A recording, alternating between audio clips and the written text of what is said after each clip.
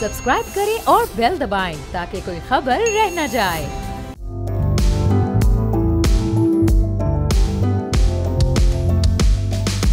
वो इस माली साल के आखिर तक 81.8 ट्रिलियन तक पहुंच जाएगा, जो कि जीडीपी का 73% है। अब क्या अगले एक साल में या आने वाले चंद सालों में ये 100 ट्रिलियन तक भी जा सकता है? और अगर जाता है तो पाकिस्तान के लिए माशी तौर पर ये कितना बड़ा चैलेंज होगा, कितनी मुश्किलात पाकिस्तान के लिए अगले 6 माह से 1 से 1.5 साल में आने वाली हैं? इस पर गुफ्तगू करते हैं। एहसन मेहनती साहब हमारे साथ मौजूद हैं, डायरेक्टर हैं और के माहिर माशियात भी हैं। बहुत शुक्रिया एहसन मेहनती साहब, प्रोग्राम के लिए आपने वक्त निकाला। ये जो नई रिपोर्ट आई है IMF की, तरक्याती फंड पर जो उन्होंने कटौती की बात की है, नजरसानी की बात की है, इसको कम करने की बात की है, ज़रा इस पर भी आप कमेंट कीजिएगा। ये कितना ज़रूरी है पाकिस्तान के लिए? और जो फिगर्स इस रिपोर्ट में कोट किए गए हैं 81.8 ट्रिलियन, ये इस माली साल के आखिर तक का फिगर है। जीडीपी का 73% ये बनता है। आने वाले दिनों में मजीद कहां तक जा सकता है पाकिस्तान का कर्ज? देखिए, अनफॉर्चुनेटली पाकिस्तान का जो कर्ज है उसको अदा करने के लिए जो है वो हमें जो है स्पेशली फॉरेन एक्सचेंज का जो एक्सटर्नल फाइनेंसिंग का जो गैप है उसके लिए SIFC की इन्वेस्टमेंट की भी ज़रूरत है। जो हमारे जो कमिटमेंट्स हमारे कतर से और फिर सऊदी अरेबिया UAE से जो कमिटमेंट्स में उनका पूरा होना बहुत इंपॉर्टेंट है। इस वक्त तो जो है वो इट्स इमिनेंट कि हमारा जो IMF के प्रोग्राम में होते हुए जो रिव्यू है वो कम्प्लीट हो चुका है, तो इतना जो मामला है वो इतना ज़्यादा नहीं क्रिटिकल नज़र आ रहा। और फिर इसके बाद हमारे जो इजराइल के साथ पॉलिसी है तो हम नहीं उसको कोई अक्यूज कर रहे हैं या उसके अगेंस्ट में भी नहीं जा रहे। तो अनफॉर्चुनेटली जो है इस लेवल पर हमें थोड़ी सी वीकनेस हमारी थी, लेकिन जियोपॉलिटिकल अनसर्टेनिटी जो है वो हम पे इम्पैक्ट कर सकती थी। लेकिन चूंकि IMF अभी इस वक्त हमारे साथ जो है थोड़ा लाइट व्यू लिया हुआ है, तो हमें नज़र आ रहा है कि कोई इतना इमिनेंट जो है वो प्रेशर नज़र नहीं आ रहा कि हम एक्सटर्नल फाइनेंसिंग की मद में हमारी जो है डिसबर्समेंट रुक जाए। आगे हमारी दूसरी क्रेडिट लाइंस भी इसके साथ मुंसलिक हैं। ज़ाहिर है $700 मिलियन के बाद फिर हमारी बायोलेटरल एजेंसीज की तरफ से पैसा, चाइना से $600 मिलियन आइडियली जो है वो अप्रूवल होगा। तो बहुत सारे ऐसे ममालिक हैं जो बायोलेटरल एजेंसीज हैं जो हमारे सपोर्ट करने के लिए मौजूद हैं, जो हमारे एक्सटर्नल फाइनेंसिंग गैप को जो है वो पूरा करेंगी। बट अनफॉर्चुनेटली हमें जो है काफ़ी ज़्यादा इस वक्त चैलेंजेस जो है मौजूद हैं। हमारे जो डिविडेंड हैं स्पेशली कॉर्पोरेट डिविडेंड्स वो लिमिट नहीं हो रहे, और फिर इसके अलावा दीगर जो इम्पोर्ट्स हैं वो भी हमारी जो है वो नहीं हो पा रही। लग्जरी जो है हमारी एयरलाइन को पेमेंट्स हैं, एमिरेट्स है, इत्तेहाद है, वहाँ पर भी हमें काफ़ी ज़्यादा जो है वो प्रेशर्स इस वक्त फेस करने पड़ रहे हैं। तो ऐसी चैलेंजिंग सर्कमस्टांसिस में IMF के रिव्यू को हमने अब पॉसिबली उसको हमने क्रॉस कर दिया है। अब हमारे पास दूसरी एजेंसीज हमें सपोर्ट करेंगी। तो ये हमारी जो कैपिटल मार्केट्स हैं उनकी पॉजिटिव परफॉर्मेंस इसी बेसिस पर हो रही है कि हमने एक मेजर जो हमारा जो चैलेंज था IMF के प्रोग्राम या फर्स्ट रिव्यू को निकालना, वो हमने पूरा किया। सही। तो अब एहसन साहब ये फरमाइए कि ये जो इस रिपोर्ट में जो ये फिगर सामने आए हैं और कुछ इशारे भी हैं, और वो इशारे ये हैं कि अब क्या आपको आने वाले बजट में किसी भी सेक्टर के लिए कोई बजट मुख्तस करना है तो उसके लिए IMF की मंजूरी चाहिए होगी। अपनी मर्जी से आप क्या वो बजट कट डाउन या उसमें कोई इजाफा नहीं कर सकते? ये इस रिपोर्ट में आपको ऐसे इशारे नजर आ रहे हैं? जी बिल्कुल, जाहिर है अब तो लेंडर की जो है सारी अपनी जो है उनकी कंडीशंस हैं, जिसके अंदर गैस प्राइसिंग भी आपने देखा, पावर प्राइसिंग, इंडस्ट्रियल पावर का जो है बढ़ना, सर्कुलर डेट का ख़त्म होना, ये सारे जो मामलात हैं हमें जो है वो फॉर एग्जांपल एक्सचेंज रेट को की जो है वो उसकी मैनेजमेंट करनी पड़ेगी, और जाहिर है उसको ओपन मार्केट के साथ जो है उसको एक गैप को 1.5% को मेंटेन करना पड़ेगा। और जाहिर है उसके बाद बाहर अगर बात जाती है हमें मार्केट प्राइसिंग के साथ एक्सचेंज रेट को बढ़ाना भी पड़ेगा। तो चैलेंजेस तो बहुत ज़्यादा हमें इस वक्त नज़र आ रहे हैं, और ऐसी सिचुएशन के अंदर हमें हमारी एक्सपोर्ट्स को बढ़ाना है, इंपोर्ट्स को कम करना है। मुस्बत बात जो है वो ये है कि करंट अकाउंट डेफिसिट को समहाउ हमने $74 मिलियन पर जो है वो ले आए हैं, जो 91% जो है वो नैरो डाउन हुआ है सिंस लास्ट ईयर। तो कुछ हद तक हम कंट्रोल भी कर रहे हैं, मैनेज भी कर रहे हैं, डिविडेंड्स नहीं जा पा रहे, कॉर्पोरेट डिविडेंड्स, और फिर बहुत सारी ऐसी चीज़ें जिसको हमने यानी कि इंपोर्ट्स को कर्व करने की कोशिश की है। तो वी कैन से कि सक्सेसफुली हमारे इकोनॉमिक मैनेजर्स ने ऐसी सिचुएशन को भी मैनेज किया जहाँ पर हमारा सारा डेटा आउट ऑफ हैंड्स था, वहाँ पर रेमिटेंसेस का डेटा काफ़ी मुस्बत है करंट अकाउंट के लेवल पर, और फिर दीगर जो इशारे नज़र आ रहे हैं, FDI भी थोड़ी बहुत इंप्रूव हुई है क्वार्टर के अंदर। तो ये आहिस्ता आहिस्ता करके जो है हम किसी भी तरीके से जो है वो निकल जाएंगे होपफुली। सही। तो एहसन साहब ये जो इस रिपोर्ट में जो ये ओवरऑल पाकिस्तान पर कर्ज का जो फिगर है 81.8 ट्रिलियन जो पहुंच चुका है, और ये 73% है पाकिस्तान की GDP का, तो ये इस फिगर को क्या इस वक्त हुकूमती सतह पर आप समझते हैं संजीदगी के साथ लेना चाहिए, या फिर अगर ये 100 ट्रिलियन तक पहुंच जाता है या उससे भी ज़्यादा बढ़ जाता है और ये ओवरऑल GDP का 80-90% भी हो जाता है, तो ये आमतौर पर रूटीन है दुनिया के ममालिक में जो तरक्की पजीर होते हैं उनकी GDP और उनका ये कर्ज इसी तरह चल रहा होता है? देखिए बिल्कुल मेरे ख्याल से तो इसमें कोई कर्ज के कोई रेशियोज हमारे आउट नहीं हुए हैं, बट आइडियली ये हमारा जो इसका इस्तेमाल है वो सही डायरेक्शन में होना चाहिए, यानी कि राइट अप्रोप्रिएट प्रोजेक्ट्स जो हमारे लिए इनकम अर्निंग हो वो एक अगर डायरेक्शन गवर्नमेंट ले ले तो वो मुनफरिद होगा। Government can always tax this term deposits वगैरह जितने होते हैं बैंकिंग डिपॉजिट्स, इनकी मुनफरिद टैक्सेशन के निज़ाम को लाने के बाद या कि वन ऑफ टैक्स अगर लगा लिया, विंडफॉल टैक्सेस की बात हो रही थी 40% बैंक्स पे लग जाएगा, तो गवर्नमेंट के पास बहुत सारे एवेन्यू हैं जहाँ पर वो टैक्स ले सकता है और डायरेक्ट टैक्स भी ले सकता है। तो मुझे नहीं लगता कलेक्शन में कहीं पे शॉर्टफॉल है, और जाहिर है चैलेंजेस इस वक्त मौजूद हैं कि इसका जो इस्तेमाल है यानी कि डेवलपमेंट बजट का इस्तेमाल है वो सही डायरेक्शन में अगर होता है तो रेशियोज बढ़ भी जाते हैं, तो इतना कोई ट्रबल जो है गवर्नमेंट के लिए नहीं होता।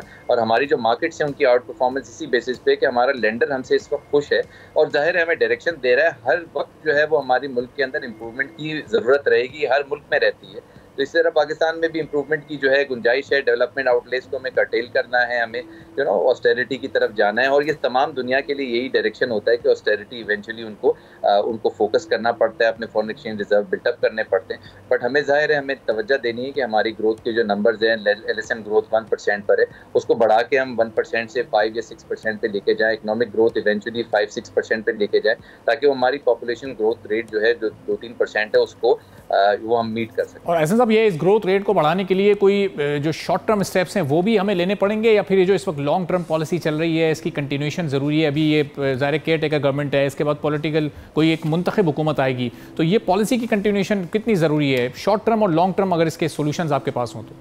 देखिए आइडियली हमें अब ये पता लग गया है कि ये जो डॉलर है बेसिकली ये एक सिक्योरिटी इशू है, ये इकोनॉमिक इशू नहीं है। तो जाहिर है जब तक हमने स्मगलिंग को कर्व डाउन करना है, पाक ईरान बॉर्डर, पाक अफगान बॉर्डर, यहाँ पर जितनी स्मगलिंग की रोकथाम जो है कैरी होती है, परसिवियरेंस मिलिट्री का जो है प्रेजेंस, मेक श्योर कि जो रुपी है वो स्ट्रांग होता रहे ताकि इन्फ्लेशन को हम कर्व डाउन कर सके। तो आई थिंक कि जो सोल्यूशन है वो यही है कि सिक्योरिटी इशू है, रुपी डॉलर पैरिटी, इसको जितना हमने टाइट करेंगे उतना इन्फ्लेशन हमारा कम होगा।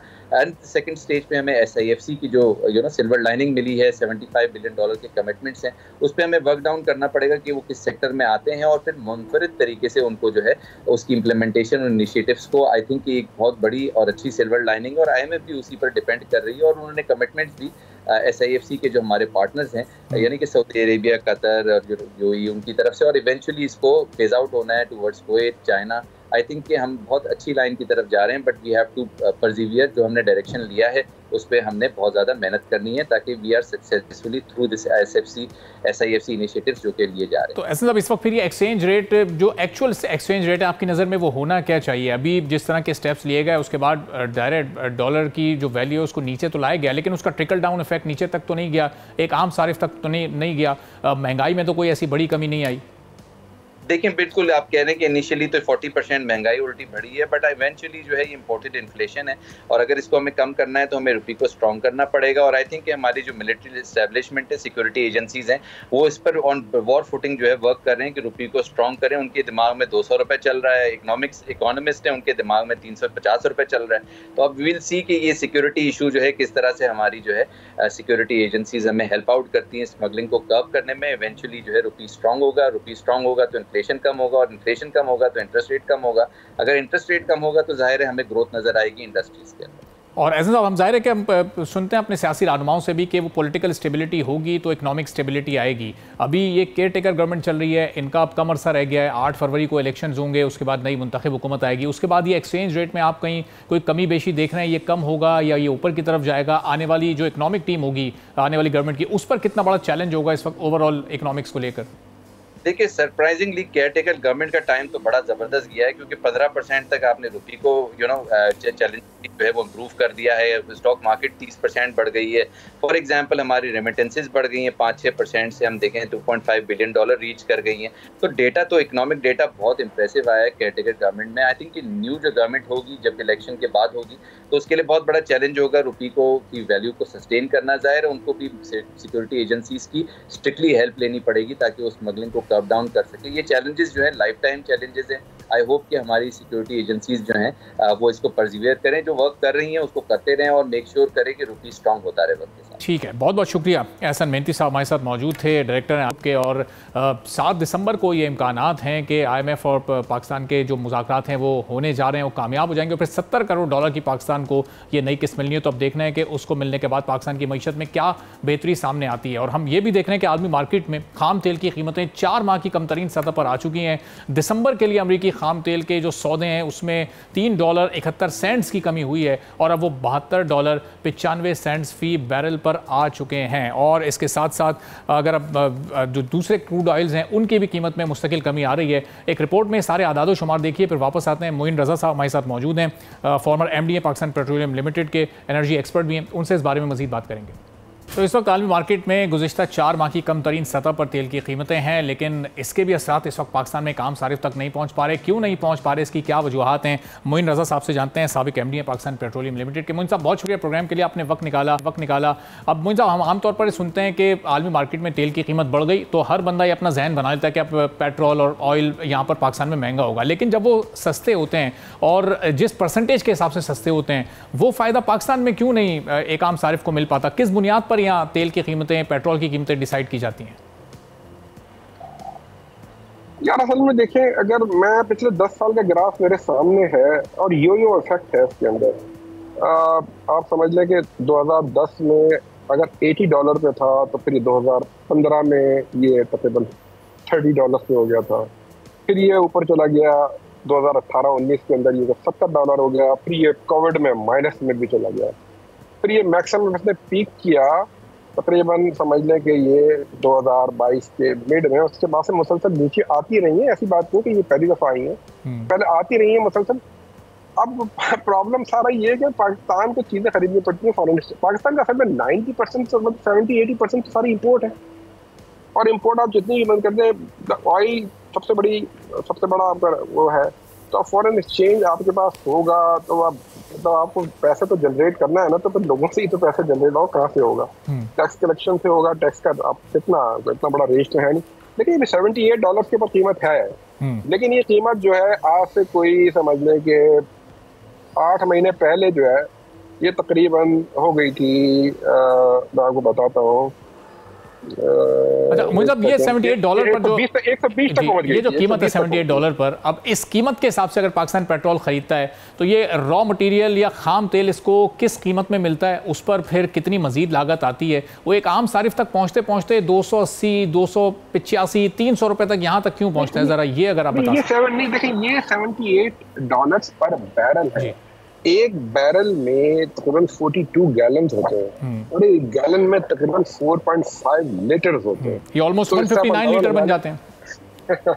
तो आप सोच लें कि वो, हाँ जी बिल्कुल। तो इसमें बहुत सारे एड ऑन्स हैं, इसमें टैक्सेस भी हैं, इसमें ट्रांसपोर्टेशन भी है, रिफाइनिंग भी है, there are lots of that is beef which is added to it.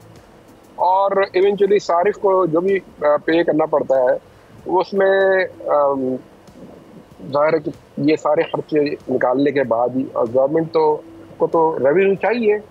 अब गवर्नमेंट ने रिलीफ देने की कोशिश तो करी कि देखें पिछले दिनों हुआ था, रिलीफ तो मिला था, क्योंकि अगर देखें विंड फॉल प्राइस डाउन हो रही है और गवर्नमेंट को फायदा हो रहा है। देखिए ये तो सारी चीज़ें डिमांड एंड सप्लाई की बेसिस पर होती हैं और आपके पास फॉरेन एक्सचेंज फंडिंग की अवेलेबिलिटी पर होती है।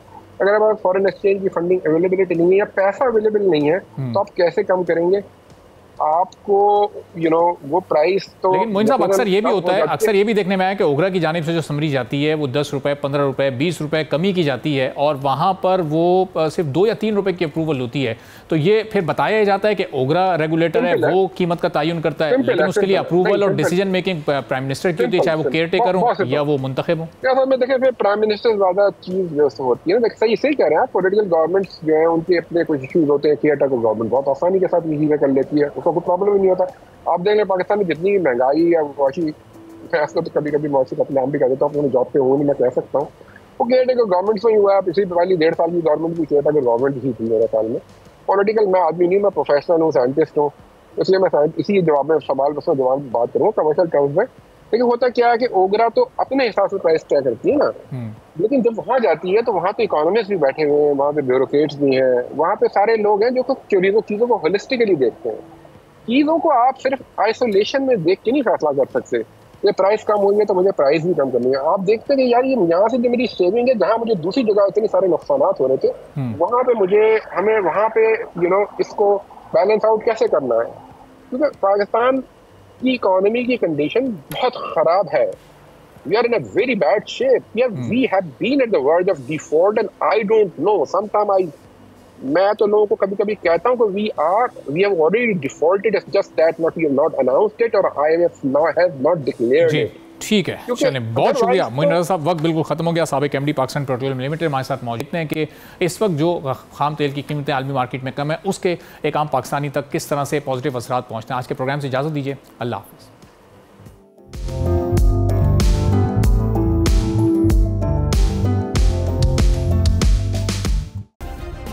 सब्सक्राइब करें और बेल दबाएं ताकि कोई खबर रह न जाए।